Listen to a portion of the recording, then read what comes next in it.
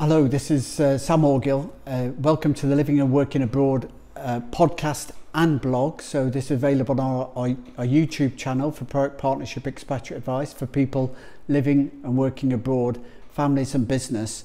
And this week we are going to bring you some updates and highlights into our the effect of Brexit and the impact with the new double taxation treaties being written around the world, and especially the new double taxation treaty between Cyprus and the UK, which will affect a lot of expats. There's over 200,000 Cypriots, people of Cypriot origin living and working in the UK, and around 100,000 British people living and working in Cyprus. So Brexit will have a big impact on these people, and as that's going along, in March this year, the UK and Cyprus have agreed and signed a new double taxation treaty, which is going to come into force on or around Brexit date. So it's going to have a big impact and a further element of change for expats. Let's understand what a double taxation treaty. It's a bilateral agreement that is between two countries that they agree among themselves how the tax between the two countries will be dealt with. That is not to do with the EU. The EU is not a country. The EU is a trade organisation. So the EU does not have an impact on bilateral treaties. So as we discussed a couple of weeks ago, social insurance and medical bilateral treaties are independent of the EU. And so it is for taxation treaties. And Cyprus and the UK have had a double taxation treaty before the EU, and they'll have one afterwards. And having said that, though, there is with the EU VAT.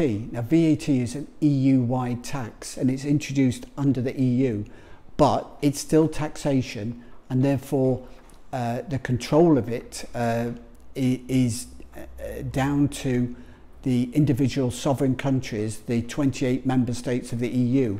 However, the EU can only issue guidelines. It issues minimum VAT rates, maximum VAT rates, minimum thresholds that can be applied. So the EU introduces a ballpark, a framework for the VAT tax, but it doesn't actually control the amount of tax that's being charged. So VAT could disappear from the UK after they left the EU. However, it's unlikely to. There are sales taxes around the world, and there's no reason for the UK to not continue with a sales tax that works for them and that everybody is used to. So VAT is likely to continue, but be a source of frustration and political noise around trade deals and customs unions in the final 9 months as we go towards Brexit in March next year. So I want to just have a look at what the dates are coming up to Brexit. The new double taxation treaty comes into force on the 1st of January 2019 for savings taxes. That's bank interest, dividends and royalties. On the 29th of March next year is Brexit, so the UK leaves the EU. On the 1st of April, a couple of days later, the new double taxation treaty between Cyprus and the UK will take effect for any financial year starting after that date. So any financial year that starts after the 1st of April 2019 for a UK or Cyprus company will be treated under the new double taxation treaty rules.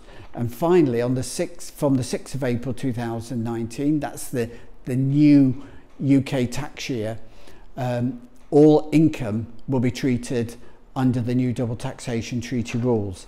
The purpose of the double taxation treaty is to strengthen relations between Cyprus and the UK. They're already strong, and we see in Brexit a lot of noise around the Irish border. The Irish had an open border between Northern Ireland and Southern Ireland before the EU, and they want to retain that afterwards. But meanwhile, the EU is in the way during Brexit, causing fuss and bother about VAT and customs union. Now, that does need to be resolved. However, there's political forces at work there. there was a similar situation in Cyprus, where there's a sovereign forces base in Cyprus with an open border before Cyprus became a member of the EU, and it's intended for there to be an open border afterwards. So there's always been a consistent, strong working relationship between the peoples of Cyprus and the UK, and that's likely to continue. The Double Taxation Treaties under updated rules introduced by the OECD, which is the global organisation that sets out guidelines for best practice treaties for governments in their bilateral agreements. So this is something that's beyond the EU. It's not within the EU remit and control. It's designed to produce a fairer system for individuals, for business and for governments, because under a double taxation treaty, the two governments each month reckon how much tax should have been paid in the UK and in Cyprus by Cypriots and British nationals and expats in both countries, and they settle up the balance that's due in either way. And this means there will be winners and losers among individuals and businesses, but the governments will get a fair amount of tax. And you know, those issues will be covered briefly in this vlog, but look to our podcast or vlog next week and follow our written articles and see that the new guide that's being produced this week, to get a copy of that, to detail how you can best take advantage of the Cyprus tax system. The one thing that's being formalised is that expats will pay no tax at source on savings, dividends or royalties. Now this is a great benefit potentially. So a contractor of an overseas company will not pay tax at source, pay tax in his country of tax residence. And if that contractor is Cyprus based, there are no savings taxes and there's 0% tax on dividends. In the UK, you can possibly earn a small amount of savings tax without savings income without tax, but once your income goes above 16,850 a year, you start to pay tax at 20% in the UK. So for low pension incomes with up to 5,000 savings income, the UK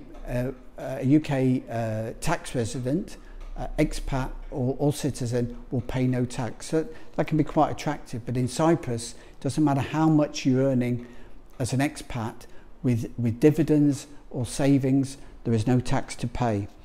Another area that people can benefit from is on income tax. So a pensioner can pay 5% as a flat rate tax in Cyprus, whereas in England, above 11,850, you start to pay 20% tax, and then over 34,500 of taxable income, you start to pay 40% with a maximum rate of 45%. So in Cyprus, a retired person could pay a maximum rate of 5% on pensions. Now, there's some big changes there on pensions, and we need to go into that in more detail, because again, this is where there'll be some winners and losers. And watch again in our next vlog and our next podcast next Thursday. We release a podcast of the blog each Thursday to discuss that in more detail. And but you can also read some of the information on our website and download the new guide that we're releasing this week, which covers all aspects of how a double taxation treaty affects Brexit and what the impact is between Cyprus and UK for expats living and working abroad. Thank you for watching, and look forward to seeing you next time.